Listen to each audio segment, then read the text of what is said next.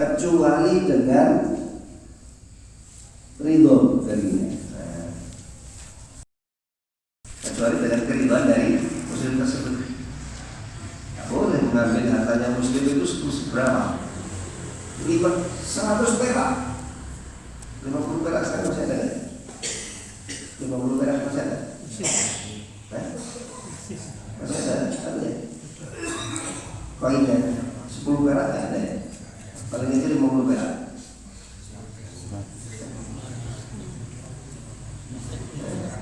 Terus Pak, saya kata saya ada.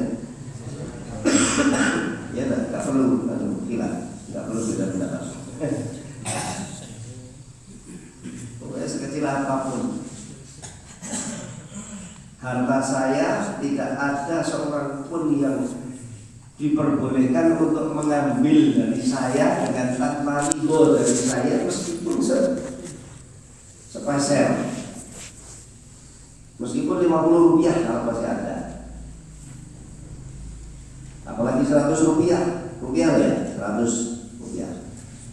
Apalagi 1000 rupiah, apalagi 10.000, apalagi 100.000, apalagi 1 juta, apalagi 100 juta, apalagi sekian. Tidak halal kalau tidak diridhoi oleh pemiliknya muslim.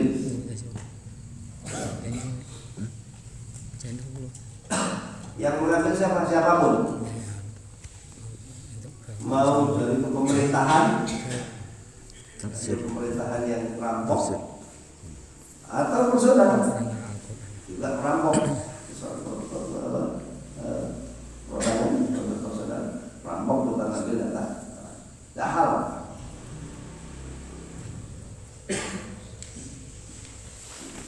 Karena orang yang sudah menyatakan asyhadu an la ilaha illallah wa asyhadu anna muhammadar rasulullah dan membenarkan pernyataan syahadatnya,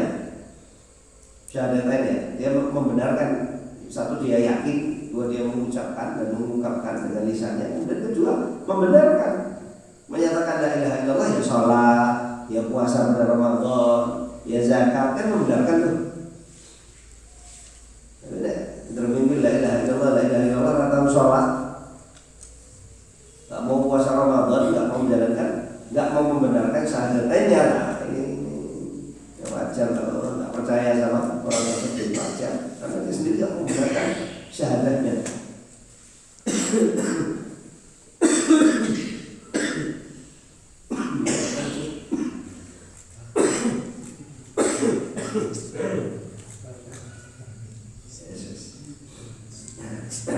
Sabar gimana?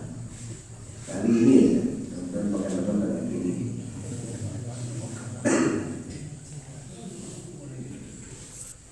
Pemeraih mohon, lagi saya bisa mau ngaji terus. Mandatnya tadi di kuburan. Baik. Bisa lagi tidak halal hartanya seorang muslim, baik itu dalam bentuk uang, dalam bentuk pakaian, dalam bentuk kepemilikan apapun juga, makanan, minuman, apa saja, apalagi material, ya, apalagi bangunan, apa saja, tidak halal untuk diambil oleh muslim yang lain. Sudah menyatakan asyhadu an la ilaha illallah wa asyhadu anna muhammadar rasulullah, dan membenarkan, terjaga satu darahnya, kedua kehormatannya, ketiga hartanya, terjaga semua dari dia, terjaga semua. Yang menjaga siapa? Syariat ajaran agama yang dipeluk olehnya. Yang berkewajiban menjalankan syariat siapa? Umat. Umat tidak bisa dengan khilafahnya, berarti daulah negeri-negeri Islam, negara-negara Islam dengan pemerintahan Islami, itu yang akan menjalankan, yang menjamin dan menjaga. Kalau nggak bisa, jadi malah itu. Bagaimana yang sama pengajian itu, jadi sama pengajian itu nggak bisa untuk menjamin jalankan aturan syariat dia. Ya. Nah, hutang piutang, nah sekali itu terkait dengan kepemilikan harta seorang muslim. Maka harus jelas orang itu harus dijamin ketenangannya. Bisa tenang kalau aman, bisa tenang kalau jujur, ya kan? Coba kalau Anda bermuamalah dengan orang lain nggak jujur, gitu. Artinya apa tenang? Nggak mungkin tenang. Bermuamalah sama orang-orang yang jujur tapi seliwer-seliwer, roket, nuklir, kan nggak aman, juga nggak enak. Ya, maka harus dijamin keadilannya dijamin dan sebagainya. Nanti insya Allah bisa terwujud aturan-aturannya, ya, dibuat dengan baik, kemudian dijalankan juga dengan baik. Ya, kalau aturan dibuat atas keperluan orang, kelompok, nah itu sudah nggak tertentu. Apalagi yang membeli, orang kaya di sebuah negeri jumlahnya cuma sedikit tapi menguasai negeri, namanya oligarki. Tidak bisa, tidak boleh. Kalau di dalam aturan ajaran agama Islam tertib semuanya, jelas semuanya. Bila kita menjalankannya dengan baik, aman. Ya, karena aturannya bukan aturan manusiawi, yang membuat bukan manusia, tetapi yang membuat pencipta jagat raya, ya. Pencipta jagat raya yang membuat, sehingga tidak akan mungkin ada kekurangannya, kesalahannya, dan akan tetap relevan dan cocok dimanapun aturan itu dijalankan.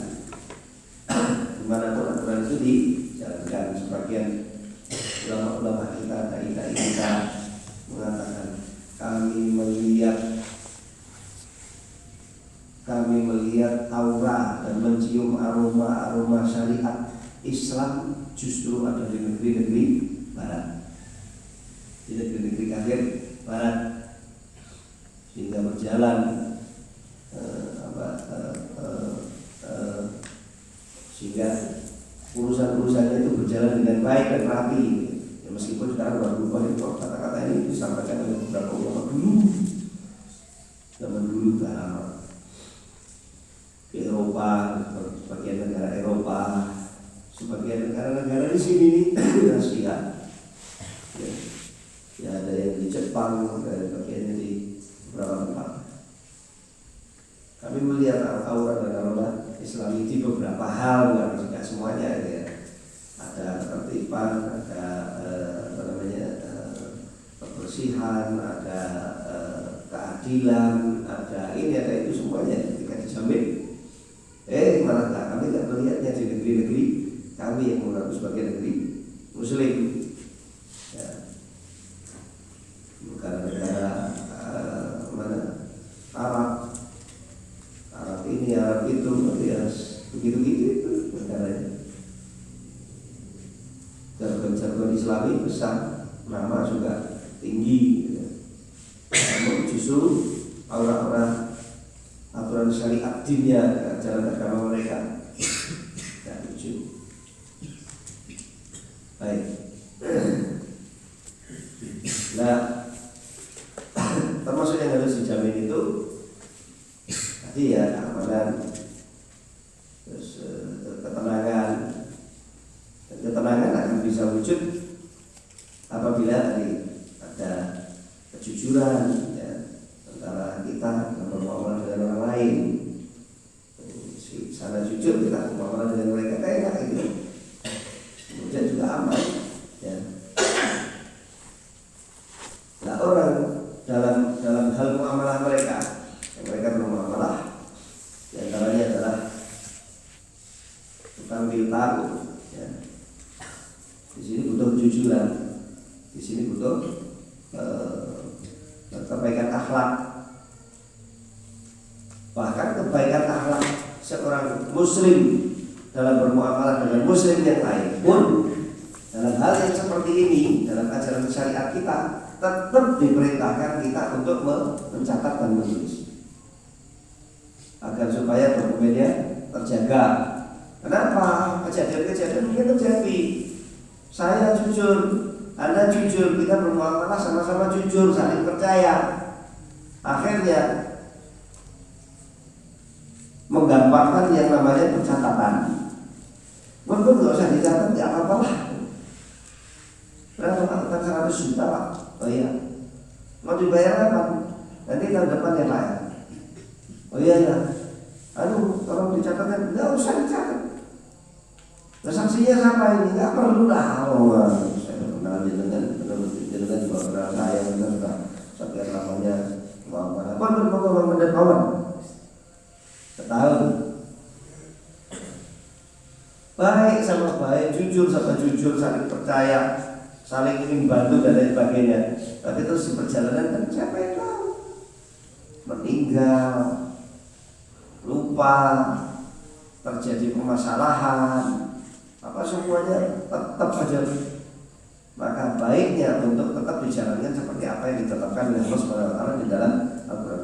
Terutama kalau jumlahnya besar. Kecuali kalau memang sudah niat dari dalam hati ya. Wes saya pinjami Anda, namanya qabul hasan. Bisa bayar ra iso ya wis, tak ngomong. Qabul. Dan itu dulu terjadi dan jadi kebiasaan. Satu lagi yang penting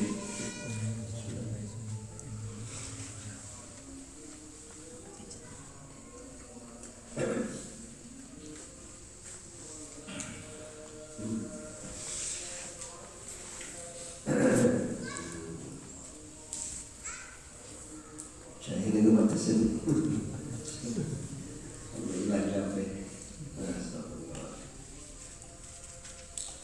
baik. Apa lagi? Susah fokus. Sama lagi. Dulu ada yang tinggi.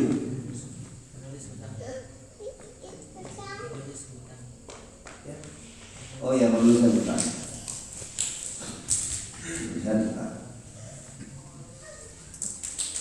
Aturannya ada di dalam ayat kita ini. Itu bila sama-sama hadir, orangnya ada di sini, tempatnya juga di sini. Si A kalau berhutang dengan si B pada saatnya, si B kalau mau menuju lagi si A sudah tidak bisa. Kalau sekarang kadang-kadang tempatnya jauh, negara yang berbeda, atau minim di kota yang berbeda, atau daerah yang berbeda. Daerah yang berbeda. Apa enggak sebaiknya dicatat? Ada sih orang-orang yang memang mau berbuat perbuatan baik. Anda semuanya silakan. Pakai saja keuangan saya ini mau ini juga ganggu gitu ya, silakan dipakai. Kapan Anda membayar? Oh, nanti kira-kira 2 bulan lagi. Oh ya monggo nggak apa-apa sudah. Nggak dicatat. Jadi ini kan nggak itu kan dan dia sudah niat dari dalam hatinya. Kalaupun dibayar ya nggak apa-apa, alhamdulillah saya bisa bantu dia. Kalau nggak dibayar pun saya ikhlaskan dulu. Saya ikhlaskan. Nah, kalau memang maunya begitu itu lain cerita. Tapi tetap akan lebih baik kalau dicatat yang namanya bukan apalagi kalau jumlahnya besar. Nah, kemudian berikutnya kalau dalam keadaan safar, dalam keadaan hadar, bila mana seorang muslim tidak sedang dalam posisi safar meninggalkan daerahnya. Orang yang safar itu dalam takrif bahasa itu adalah orang yang meninggalkan negerinya. Orang yang meninggalkan negerinya.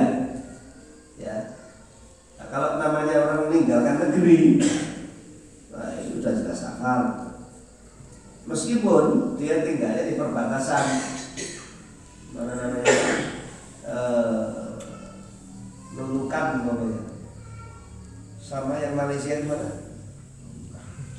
Ucik ya Pak? Sarawak apa Sabah? Dan yang dekatnya Nunukan. Sabah.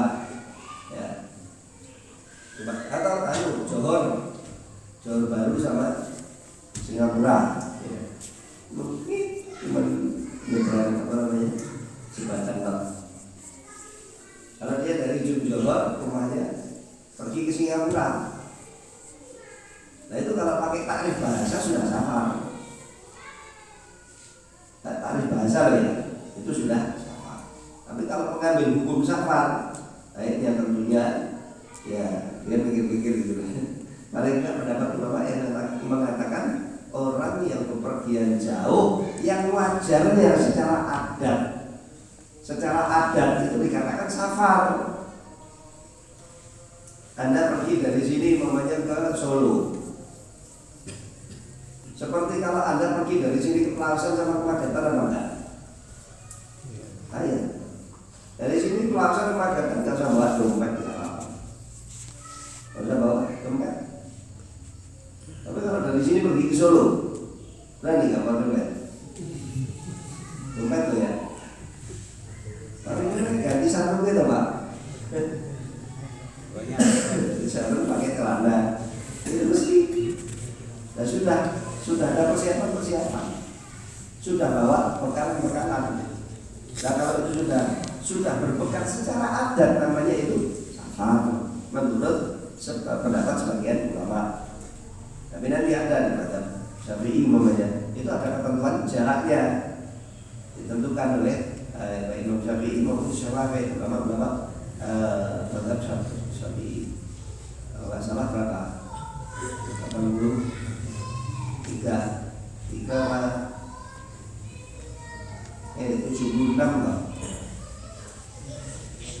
76 itu sini suruh gitu. 83. Apa? 83. 83. Benar ya? Ini katanya 83. Kamu pada apa?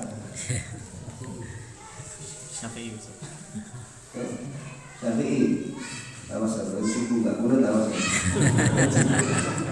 Iya. Aku nggak bisa ini laku belum. Nggak bisa ini nggak tahu.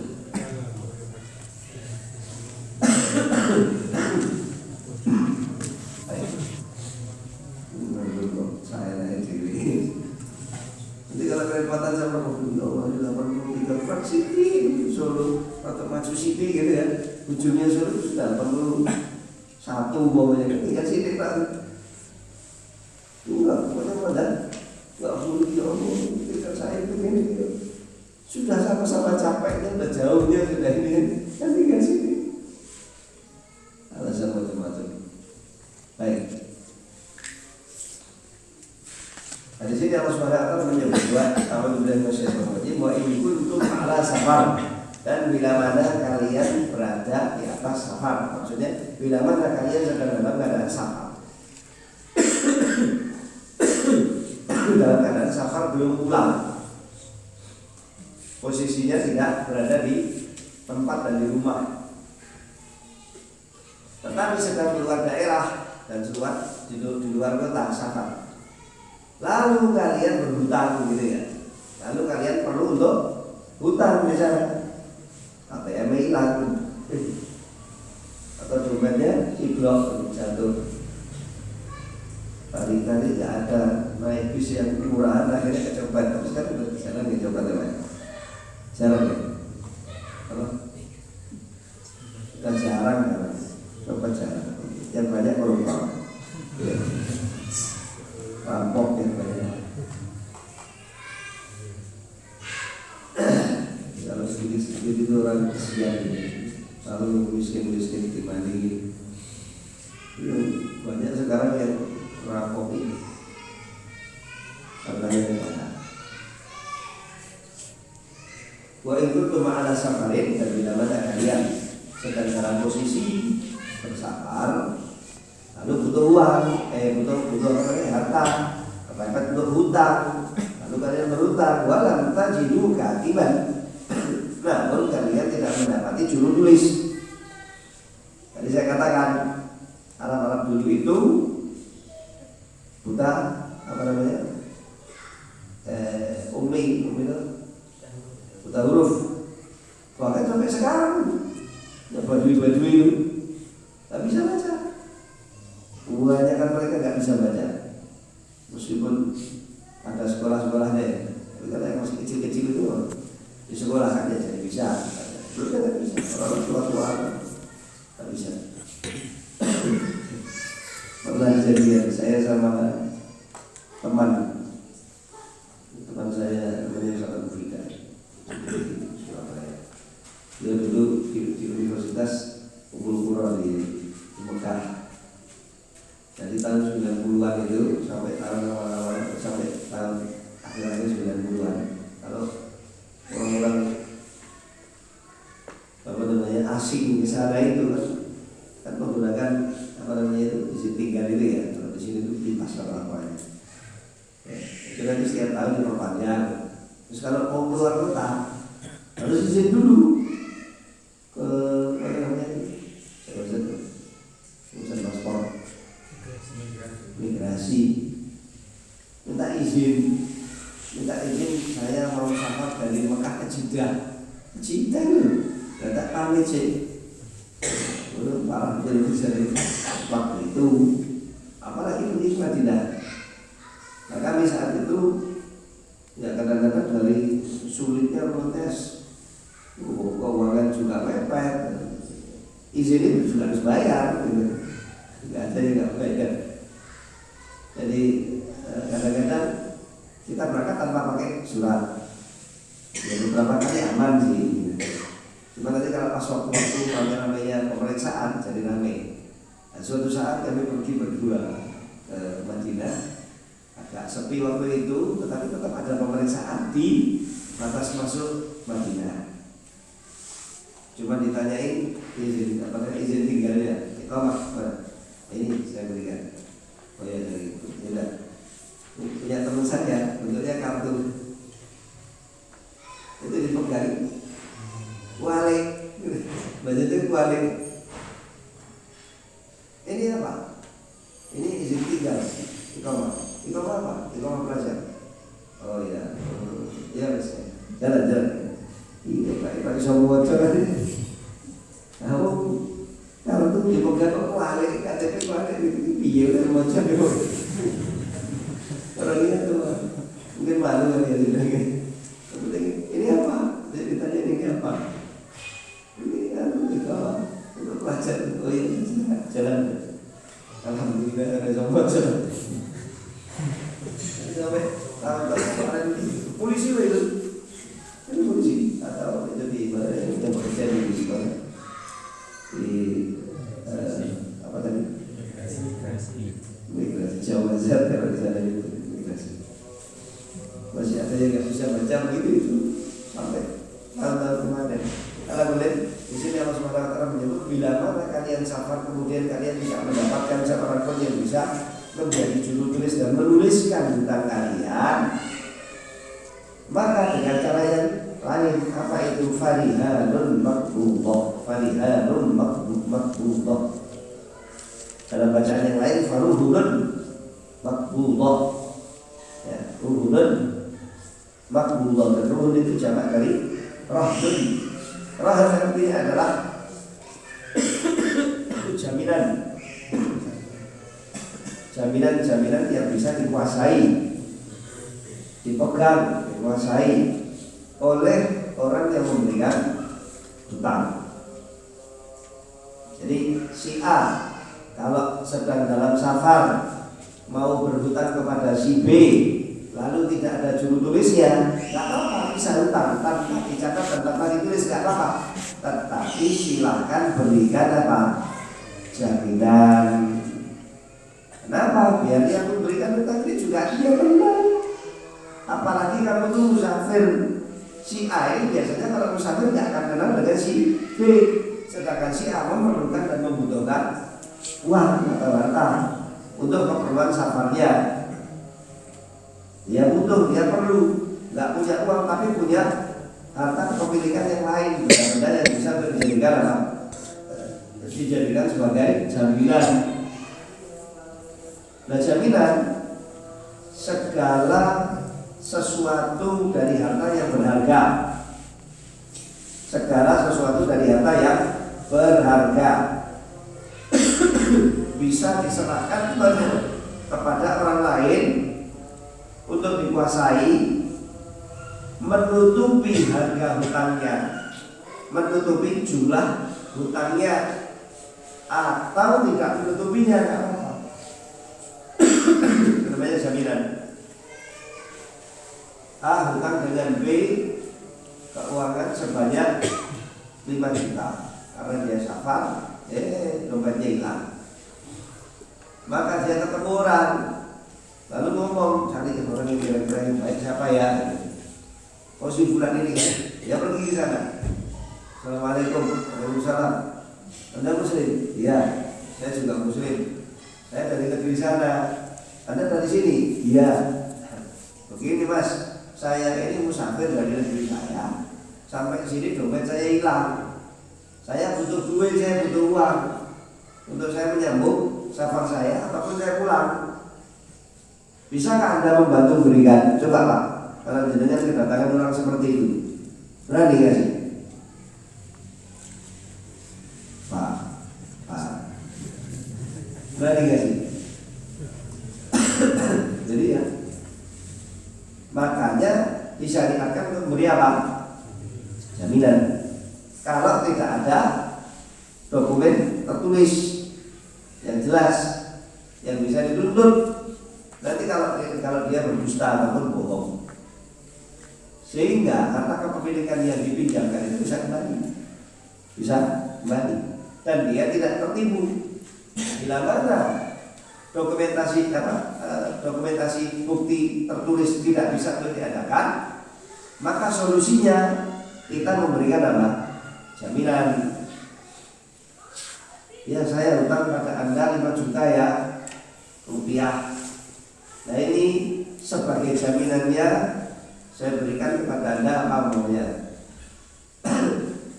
Apa yang dibawa dia? Mobil saya ini atau motor saya ini. Ini kalau dijual harganya menjadi akan mengeluarkan harga 15 juta, maka akan cukup untuk menutupi hutang saya. Atau motor saya, ini jaminannya, tapi motor ini butut. Kalau dijual harganya cuma 3 juta. Kalau Anda mau ini sebagai jaminan, ya monggo silakan. Kalau dia mau sih, udah nggak apa-apa. Ini tinggal aja, silakan ambil uangnya, silakan Anda safar namanya.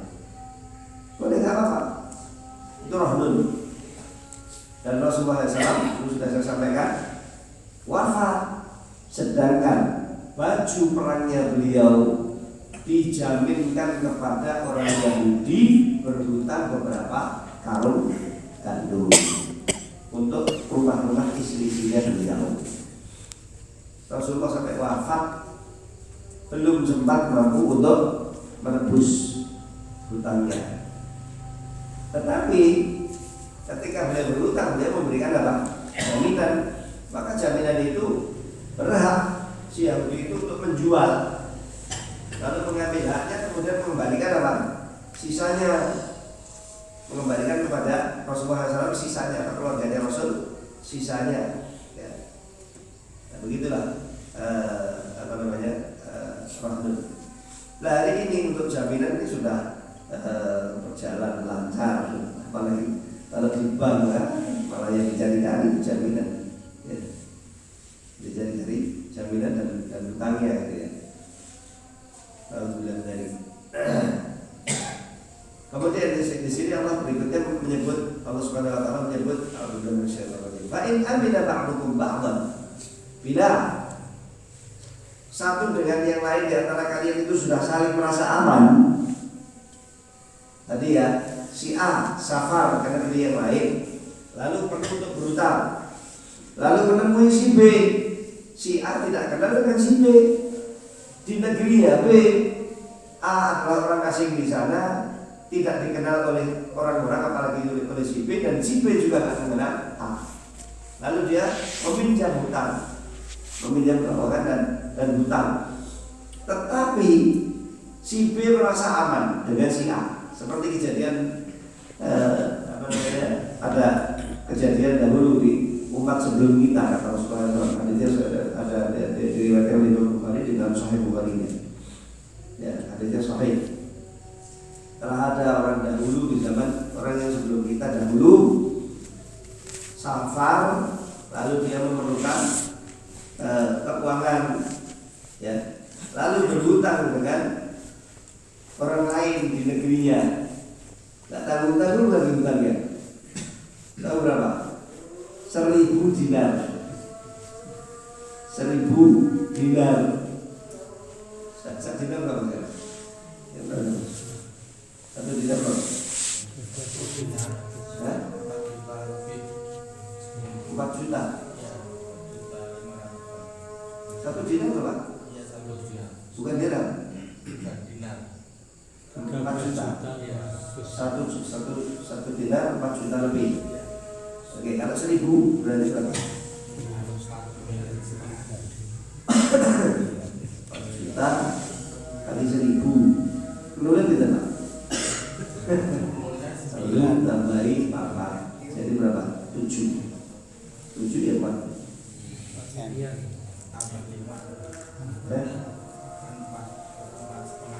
Wes gua berapa? Pokoknya segitu. Sampai 1 miliar atau lebih? 4 miliar. 4 miliar. Nah, kalau santri nggak paham mungkin. Sekali hutang 4 miliar. 1.000 dinar. Saya perlu untuk berapa? 1.000 dinar. 4 miliar. Hutang sama dengan gua. Pokoknya ada keperluannya. Bismillah. Baik. Saya beri keperluanmu dengan hutangmu. Bayangkan di rakyat sing ini. Mukmin ketemu mukmin, ngelihat dari zahirnya sudah kelihatan kalau ini mukmin.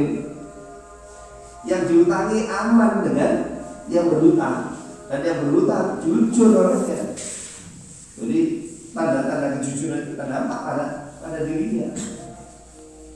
Kita dengan zaman sekarang ini kita jujur banget. Yang parah saja, tentu saja. Sedangkan hatinya bosok tak karuan pasti mungkin tidak ada yang kecolong-colongan. Ya.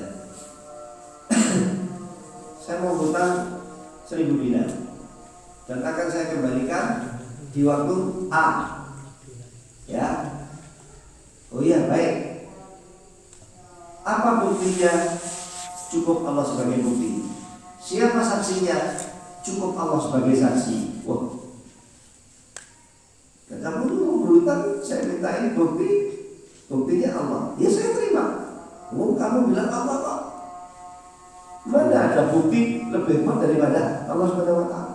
Saya tanyain kamu saksinya siapa? Kafa billahi syahida. Cukup Allah Subhanahu wa taala sebagai saksi antara kita. Itu tidak ada catatannya belas nih Pak. Sama sekali. Dan agung memang Allah Subhanahu wa taala itu agung di dalam hati-hati orang-orang tersebut. Sehingga ketika Allah dijadikan saksi dan dijadikan bukti dan dijadikan ini dan dijadikan itu, cukup bagi mereka untuk terima. Memberikan apapun yang diperlukan dari jumlah dunia yang enggak kecil gitu. Karena dunia dan isinya dibanding dengan Allah Subhanahu wa taala enggak akan ada apa-apanya. Enggak akan ada apa-apanya. Begitulah keimanan kalau sudah merasuk dan kuat pada seorang mukmin, diberikan tanpa berjaga, tanpa ragu. Dan antara mereka berdua, tempatnya itu jaraknya itu sangat jauh sekali. Ada lautan yang sedemikian jauhnya, sedemikian luasnya. Mereka harus safar jauh sekali. Dan tidak setiap saat ada armada dan armada transportasi yang bisa ditunggangi oleh orang yang butuh untuk ke negeri tersebut. Akibatnya juga jadi masalah lagi. Sedangkan mereka berdua sudah berjanji waktu, saya akan bayar nanti, momennya bulan apa ya, Zulhijjah tanggal 10.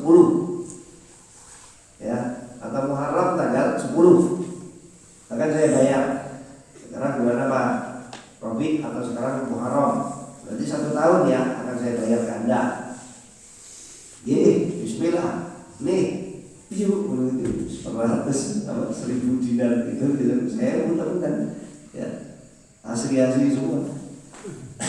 Bawa Bismillah, tawakal Allah, jalan ya sampai pada harinya sebelum datang waktunya.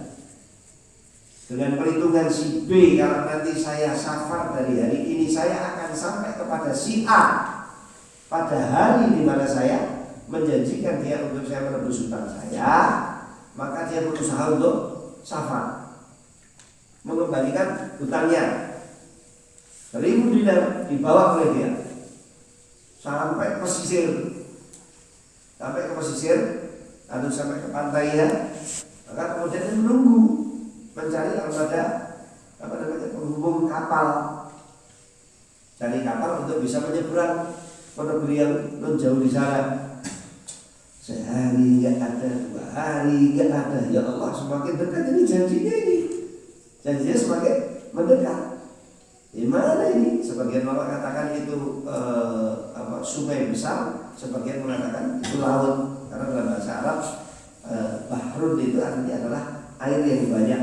Ya, setiap air yang banyak itu bisa dinamakan sebagai bahrun. Maka sungai kalau besar airnya, besar sungainya dan banyak airnya, itu sudah dalam bahasa sudah masuk dalam bentuk bahrun, meskipun itu adalah nahrun, gitu ya. Nahrun itu sungai. Menunggu ada kapal yang bisa menyampaikan dia ke tempatnya sampai sudah terlalu mepet dengan janjinya. Maka orang ini berusaha semaksimal mungkin untuk dia jujur dan harus menyampaikan hutang 1000 dinar 4 miliar ini kepada sang pemiliknya. Akhirnya beliau berusaha nggak bisa mengambil, ngelihat ada di sungai atau di lautan itu ada kayu terapung, maka diambil lagi ya, lalu dibelah jadi 2, lalu dikorek tengahnya, lalu uang itu 1000 dinar itu disusun oleh dia sedemikian rapinya sehingga bisa ditutupi lagi dengan belahan yang lain. Kemudian setelah itu terus ditutup, dipaku, mau diseprot, mau diapa nih ya. Sikat sudah sejadi-jadinya. Kemudian dia mengatakan, ya Allah, aku telah berhutang dengan hamba-Mu saudaraku si Fulan. Kami jadikan engkau sebagai saksinya dan buktinya adalah engkau juga. Ya Allah, saya ingin untuk menunaikan, saya berkewajiban untuk menunaikan hutang ini kepada si Fulan, dan saya sudah berusaha untuk safar ke tempat dia. Sampai detik ini saya tidak mendapati armada yang bisa saya tunggangi untuk menyampaikan saya ke si Fulan. Maka saya titipkan ini semuanya kepadamu untuk engkau sampaikan kepada si Fulan. Bismillah, bayi di bulan yang lalu. Di tepian yang lain, si A ini menanti-nanti dan menunggu-nunggu. Kok sudah mendekati harinya nggak datang-datang, sudah mendekati jam 00 kok belum juga datang juga. Pokoknya kayak muslim gitu ya. Coba kalau kita sekarang ojo-ojo, jalan-jalan, ya, apalagi wes piye ini gitu ya. Iya. Nggak tahu, mungkin ada saja pemikiran-pemikiran setannya dan itu was-wasa dan sebagainya. Terpintas dan terbersih gitu kan. Ini orang ini bersih, nggak memikirkan macam-macam. Sudah mendekati pekannya belum ada, sudah mendekati harinya kok juga belum ada, besok harinya kok sampai hari ini masih belum ada. Pada hari hanya si A ini pergi ke seperti biasanya untuk menunggu dan melihat posisi tempat janjinya di sini, maka dia pergi ke tempat itu menunggu seharian itu. Alah, kok nggak datang juga? Mungkin ada udurnya, mungkin sedang ini, mungkin sedang itu, gitu ya. Udahlah, karena sudah menjelang petang, maka saya tak pulang saja. Ketika dia mau pulang melihat ada kayu bakar, rampung-rampung, maka diambil oleh dia. Daripada saya pulang tangan kosong, udah saya bawa aja yang bakar ini, siapa tahu nanti bisa saya belah-belah lalu saya jemur, bermanfaat. Diambil oleh dia, trek-trek dibawa pulang. Itu sampai ke rumah, plot dijebol oleh dia, dipecah-pecahin. Duh, ada dinar-dinarnya, ada dinar-dinarnya banyak sekali. Setelah dihitung jumlahnya 1.000 beserta dengan 1.000 dinar itu ada surat tulisan yang ditulis oleh beliau, oleh si A. Bahwasanya ya Allah, saya telah berhutang dengan hamba-Mu si Fulan yang berada di negeri Fulan. Saya telah berusaha untuk mendatangi si Fulan, namun engkau yang menjadi saksi dan engkau telah mengetahui dan engkau praktisnya saya tidak mendapatkan armadanya. Saya sudah berusaha untuk datang, tapi saya tidak mampu untuk datang karena kendala A, B, C, dan D dan F semuanya saya tulis di sini. Maka tolong sampaikan dan mohon kepadamu agar engkau sampaikan hak si saudaraku si Fulan ini kepadanya. Ya, ambil suratnya dibaca, Allah, beginilah Allah Subhanahu Wa Taala ketika dijadikan sebagai saksi, sebagai bukti. Prakteknya lah.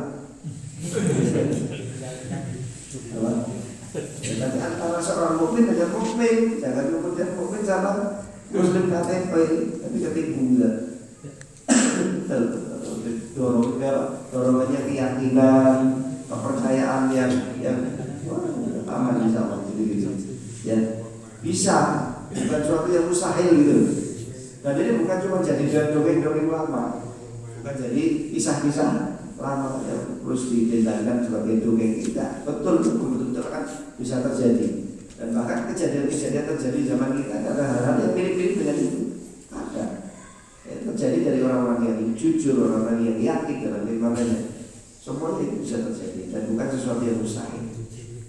Gak lama kemudian si saudaranya si B datang, baru dapat armada setelah seminggu masih berapa, baru datang lunak-lunak dengan membawa 1.000 dinar yang lain. Ya, pergi ke si A. Assalamualaikum warahmatullahi wabarakatuh. Pokoknya nggak tahu salam bahasa apa gitu yang ngomong. Aduh B, ini saya mau kembalikan uang kamu yang kemarin saya. Sebentar. Kamu itu sudah berusaha untuk kembalikan ya, katanya. Iya, kejadiannya itu dulu gini. Terus saya ngambil batang pohon, saya bolongi, saya taruh di situ, tak ikat, bismillah saya doakan. Ya Allah, saya minta kepada Allah dan disampaikan kepada Anda. Terus iya, Allah sudah menyampaikannya kepada saya dan saya sudah menerima dari Allah Subhanahu Wa Taala, dari Anda lewat Allah Subhanahu Wa Taala yang ada di dalam kayu itu yang saya ambil di sini dan saya terima dari Anda. Dan di situ ada suratnya Anda. Jazakallah khair, terima kasih banyak atas kejujurannya. Insyaallah Rasidan. Silahkan pergi dalam keadaan yang baik. Monggo. Sambung. Ya. Itulah kalau Allah Subhanahu Wa Taala dijadikan sebagai saksi, sebagai bukti atas hutang dan piutangnya seorang muslim. Itu bisa terjadi dan bukan sesuatu yang mustahil. Fa'in amila ba'dukum ba'da, bila mana satu dengan yang lain di antara kalian sudah saling aman, maka nggak dicatat pun nggak apa-apa gitu ya. Falyu'addil ladzi tumila amanatahu. Hendaknya mereka yang diberi amanah menjalankan amanahnya dengan jujur, itu jangan ngamusi, jangan bohong. Siapa yang mengambil harta orang muslim lain atau siapa yang mengambil hartanya orang, maksudnya mengambil di sini pinjam.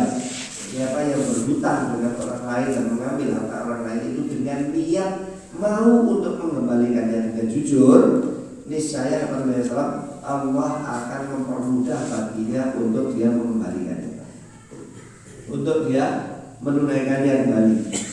Tetapi siapa yang mengambil dan meminjam dari orang lain dengan niat jahat untuk memakannya, untuk menghilangkannya dan merusaknya, maksudnya memakan harta itu, niscaya Allah Subhanahu Wa Taala akan menghancurkan harta orang tersebut.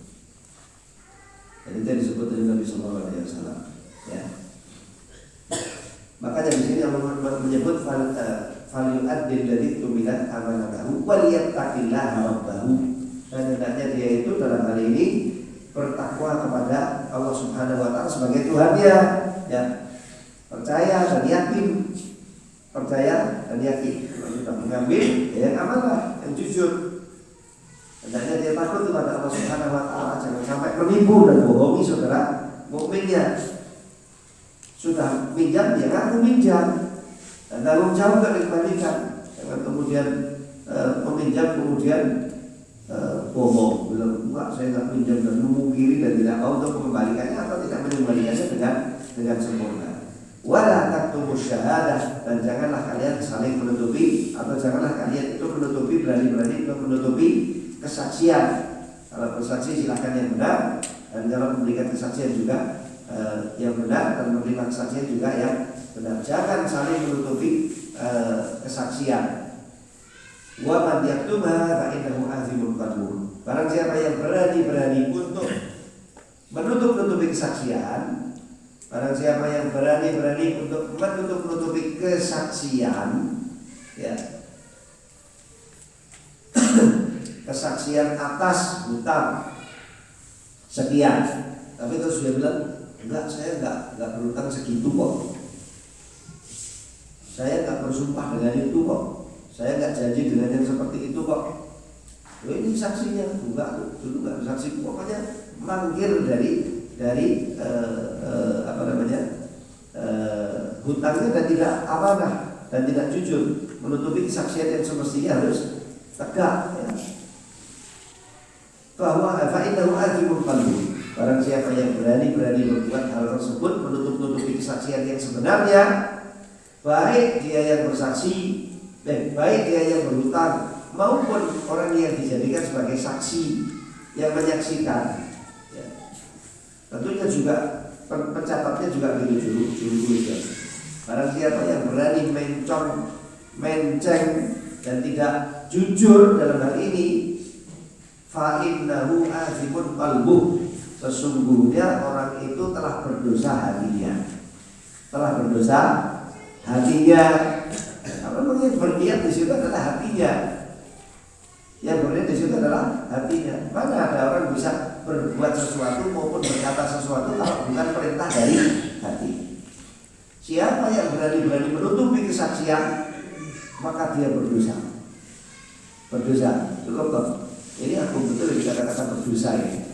Kecuali dari orang fasik, apalagi munafik. Namanya dosa itu mereka tidak kenal. Bagi mereka dosa itu ringan. Kenapa? Memang tipis imannya, bahkan tidak wujud takwanya mungkin.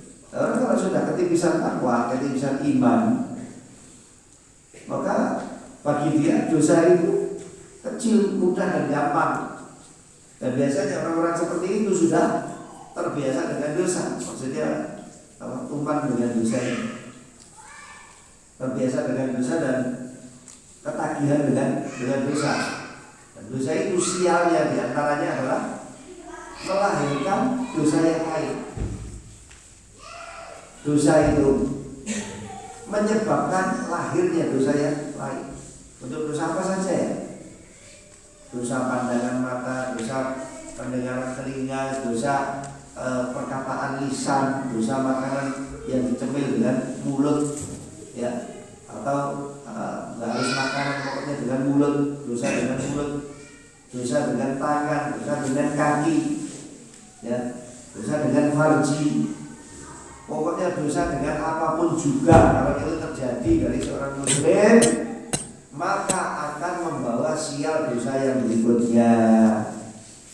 Sesungguhnya termasuk salah satu sialnya dosa adalah menelurkan dosa yang lain. Sebagaimana kebaikan dan manfaatnya amal soleh adalah membuahkan kesolehan yang lain. Itu kata sebagian ulama kita.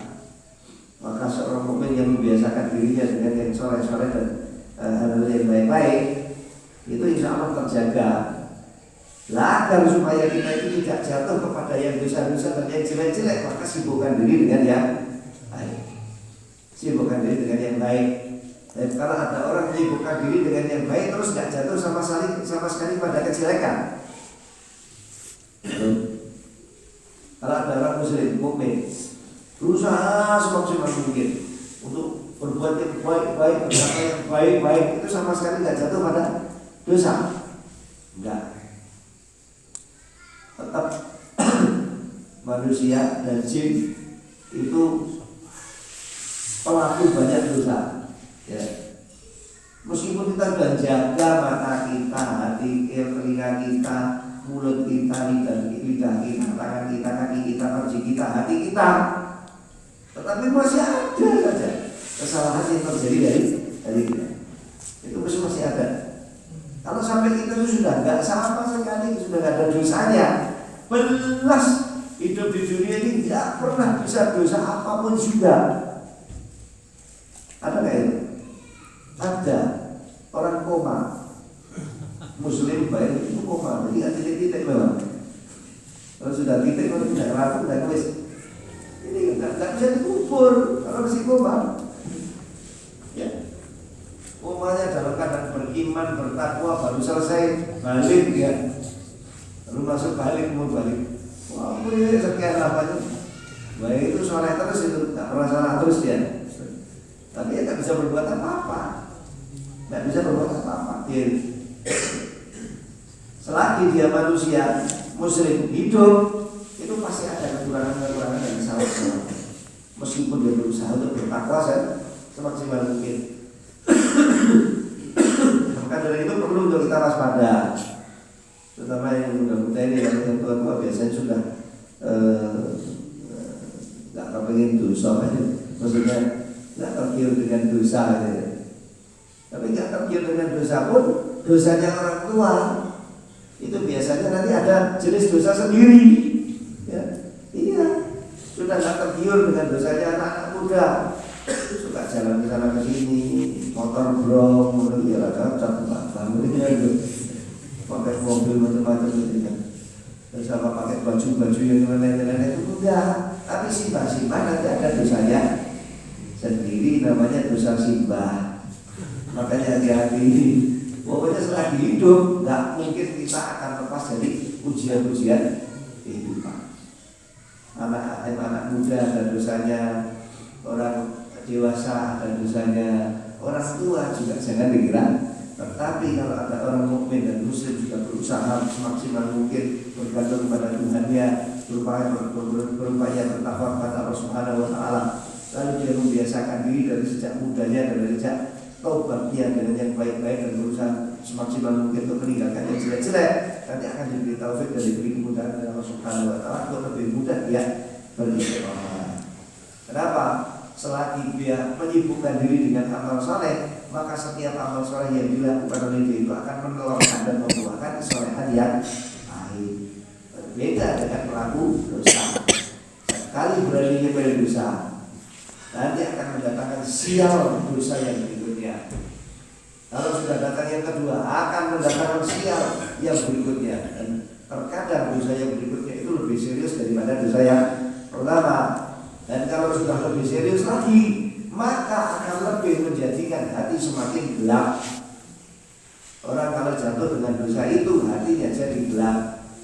Dosanya 2, ya jadi double kegelapannya. Dosanya 3, ya tambah petang. Tambah lagi tuman dengan dosa dan kebiasaan berbuat dosa. Nah, petang dan cetir. Petang dan cetir. Akibatnya sudah tidak terasa lagi. Imannya sudah tidak ada lagi manisnya di dalam hatinya. Amal soleh yang dilakukan oleh dia pun juga hambar. Nah, yang seperti ini gak akan sampai kepada derajat takwa dan gak akan merasakan manisnya iman. Oh, itu sulit itu lagi. Caranya gimana? Taubat, ingat pada Allah. Gak gampang teman. Cuma astagfirullah, astagfirullah. Tapi jangan cuma ngomong astagfirullah. Astagfirullah, berusaha maksimal untuk meninggalkan dosa-dosa yang ada dan menyibukkan diri dengan yang baik-baik. Ya, karena kita ini punya potensi untuk macam-macam. Kalau potensi-potensi ini nggak dipakai dan nggak diarahkan dengan yang manfaat dan yang baik, akhirnya jadi pintu kejelekan terbuka besar di hadapan kita. Apalagi kita ini makhluk mukallaf yang diciptakan oleh Allah, diuji oleh Allah untuk hidup di zaman fitnah.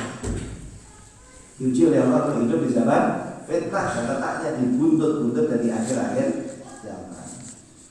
Imannya tidak seberapa kuat, sedang cobaan dan ujian yang sangat-sangat dahsyat. Bayangkan aja seperti apa. Ya, nyaris-nyaris tidak ada yang bisa selamat kecuali yang diselamatkan oleh Allah Subhanahu wa taala. Wallahu bima ta'maluna alim. Ya, Allah Subhanahu wa taala Maha mengetahui terhadap segala apapun yang kalian lakukan. Karena itu jangan berani-berani untuk dusta, untuk bohong, untuk menyembunyikan, untuk menutup-nutupi dan lain sebagainya.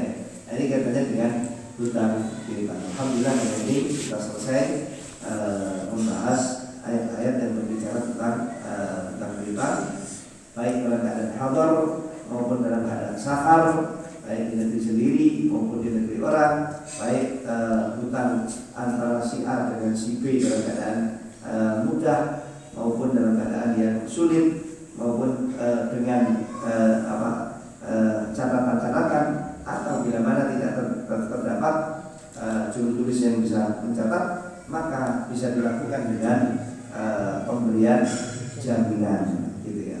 Baik, jadi untuk ini belum banyak sedikit ini bermanfaat kita semuanya. Sebelum ditutup ada pengumuman dari bagian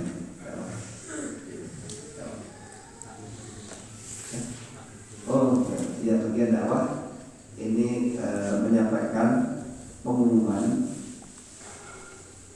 majelis taklim